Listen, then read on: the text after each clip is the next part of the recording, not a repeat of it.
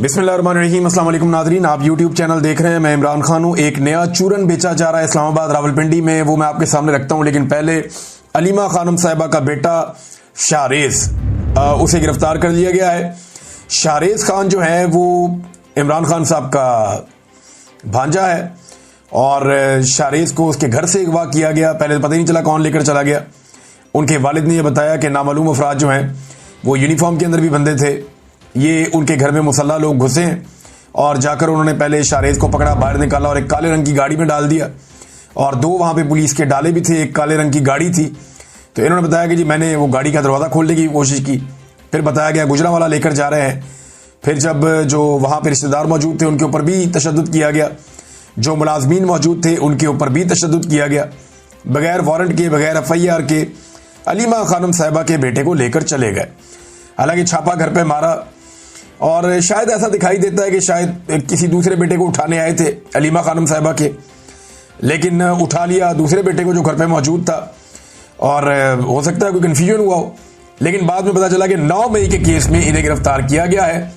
शाहरेज को अब मकसद यही है कि इमरान खान पे दबाव डालना है, अलीमा खानम पे दबाव डालना है, उन्हें दबाव में लेना है। क्योंकि अलीमा खानम हर जगह पे जाती हैं, हर जगह पे जाके बात करती हैं, हर जगह पे जाके जो है वो अदालतों में भी खड़ी हो जाती हैं, हडियाला के बाहर भी खड़ी हो जाती हैं, सिस्टम को एक्सपोज करती हैं। उन्होंने बड़ी कोशिश की कि सुप्रीम कोर्ट में जज साहब से उनकी बात हो पाए, लेकिन बात नहीं हुई। जज साहब ने इजाज़त नहीं दी।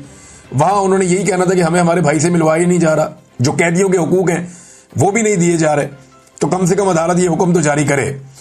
लेकिन आपके सामने ही है, जज साहब ने इजाज़त नहीं दी, बात नहीं करने दिया। बहरहाल इस खानदान का एक और नौजवान जो है वो गिरफ्तार कर लिया गया है और पहले तो अगवा किया गया, बाद में पता चला गिरफ्तार कर लिया गया। जो वहाँ पे उनके मुलाजमीन मौजूद थे उनको भी टॉर्चर किया गया और वो बेचारे अपनी चोटें दिखा रहे थे। मुलाजमीन भी मुसल्ला अफराद बगैर वारंट के, बगैर FIR के घर में आते हैं, बंदा उठाते हैं और चले जाते हैं।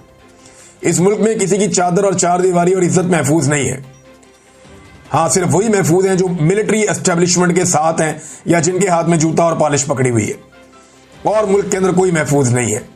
जो आदमी उनके मफाद के खिलाफ खड़ा होगा या जो आदमी पाकिस्तान के मफाद की बात भी करेगा, चाहे वो मफाद उनके मफाद से टकरा जाए, तो वो फौरी तौर पे वो आदमी वुल्नरेबल हो जाएगा अपनी फैमिली समेत। अंदाजा करें, बच्चों को उठा उठा कर लेकर जा रहे हैं। अभी ये जरा आप बच्ची की तस्वीर देखें, ये छोटी सी बच्ची आपको नजर आ रही होगी। ये जब इमरान खान साहब मौजूद थे ज़मान पार्क में, तो ये छोटी सी बच्ची की एक वीडियो है। ये बड़ी एक क्यूट सी वीडियो है। जब बच्ची इमरान खान साहब को पकड़ रही है, उनके गले लग रही है, ज़बरदस्ती खुद से पकड़ रही है। इमरान खान साहब बच्ची को प्यार भी करते हैं। तो ये पीछे एक आदमी बैठा हुआ है, ये उस बच्ची का वालिद है। जो पीछे इस तस्वीर में राइट साइड में जो बंदा बैठा हुआ है, ये वो बच्ची का वालिद है। इसका पूरा चेहरा नजर नहीं आ रहा है यहाँ पे। अब हुआ ये कि मिन्हा कासिम बच्ची का नाम है। वो पता चला जी इसको भी पकड़ लिया है। वो 2 छोटी बहनें हैं इसकी, उनको भी, और छोटी बच्चियां उनको पकड़ लिया है। और को खातून सादिया अयूब, उन्हें भी पकड़ लिया। काशिफ कश्मीरी है, उन्हें भी पकड़ लिया। कुछ और लोगों को भी गिरफ्तार कर लिया। कुछ 7-8 लोग लाहौर में पुलिस ने इसलिए पकड़ लिए कि इन्होंने इमरान खान साहब की मुकदमे में जमानत होने पर मिठाई खाई है। भाई अजीबोगरीब पाकिस्तान के हालात हैं। भाई इमरान खान साहब के मुकदमे में उनको जमानत मिल गई, इस पे पाकिस्तान तहरीक इंसाफ के लोगों ने खुशी खा के मिठाई खुद भी खा ली, कुछ लोगों को भी खिला दी। तो इसके ऊपर SHO ने जाके जनाब गिरफ्तार ही कर लिया। वो बच्चों को ही उठा के ले गया। और IG साहब कहते हैं कि पुलिस को कोई कुछ ना कहे, पुलिस की तारीफें करो, पुलिस बड़ी कुर्बानियां दे रही है। ये आप काम कर रहे हैं, इसके बाद लोग आपकी तारीफें करेंगे। फॉर गॉड सेक, अब शीशे में शक्ल देखें और सोचें आप क्या कर रहे हैं। ये छोटे छोटे बच्चों के साथ ज्यादती, वो मासूम बच्चियां, उनको उठा के थाने पहुंचा दिए, औरतों को उठा के थाने पहुंचा दिए। और सजा किस बात की मिल रही है ना? मिठाई खाई जी इन्होंने। जो वहां पे पूरे इलाके में बात फैली हुई वो यही है कि इन्होंने मिठाई आज बांटी है और उनको उठाकर ले गए। और इमरान खान साहब के उस भांजे को उठाकर ले गए जिसका ताल्लुक ही कोई नहीं है सियासत के साथ, उसे भी जाके 9 मई के अंदर फिक्स कर दिया है। ये है नाजरीन सूरत हाल। इस्लामाबाद रावलपिंडी में नाजरीन नया खेल खेला जा रहा है, जैसा कि मैंने आपको पहले जुमले में बताया इस वीलॉग में, और एक नई चीज लॉन्च की जा रही है। अच्छा, इस सारी चीज का ताल्लुक आर्मी चीफ की एक्सटेंशन के साथ है। ये बात आपने अपने ज़हन में रखनी है। फैसल वाडा एक बात कर रहे हैं काफी दिनों से, आज राणा सनाउल्लाह साहब ने उस बात को ज्यादा क्लैरिटी के साथ कर दिया है। फैसल वाडा कह रहे हैं कि आर्मी चीफ को एक्सटेंशन नहीं मिलेगी, तसलसल जारी रहेगा। जबकि राणा सनाउल्लाह कह रहे हैं कि हमने तो कानून ही बदल दिया है। तो नए कानून के मुताबिक तमाम सर्विसेज चीफ्स की जो मुद्दत मुलाजमत है वो अब 3 साल नहीं 5 साल है। लिहाजा आर्मी चीफ के 3 साल हो गए तो 2 साल और बाकी, तो 5 साल पूरे करेंगे। लेकिन क्या यह कानून पीछे से लागू हो जाएगा या नए सिरे से कोई नोटिफिकेशन करना पड़ेगा? राणा सनाउल्लाह साहब को लगता है कि नोटिफिकेशन नहीं करना पड़ेगा, लेकिन एस्टेब्लिशमेंट और हुकूमत के बीच में इस चीज को लेकर एक तनाव पैदा हो सकता है। इसमें बहुत ज्यादा खदशात हैं। कई लोग कहते हैं कि नवाज शरीफ साहब बदला भी ले सकते हैं, जो उनके साथ किया गया। उन्हें बुलाकर जो है वो कबूतर उड़वाए गए उनसे प्रोटोकॉल देकर, और बाद में उनके तोते उड़ा दिए गए। इलेक्शन में जो नवाज शरीफ के साथ हुआ है वो तो अवाम ने किया ना, लेकिन एस्टेब्लिशमेंट ने जितनी मदद बाकी सारों की उतनी मदद नवाज शरीफ की क्यों नहीं की? नवाज शरीफ की सियासत को वाड़ के रख दिया पाकिस्तान की एस्टेब्लिशमेंट ने।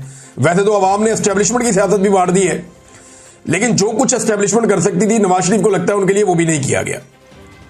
लिहाजा क्या आसिम मुनीर साहब की जो एक्सटेंशन के मामला हैं वो इतनी आसानी से हो जाएंगे? ये है वो बड़ा सवाल। अब इसमें एस्टेब्लिशमेंट को 2 चीजें करनी पड़ेगी। एक तो हुकूमत को काबू करना पड़ेगा, दूसरा अपोजिशन को काबू करना पड़ेगा।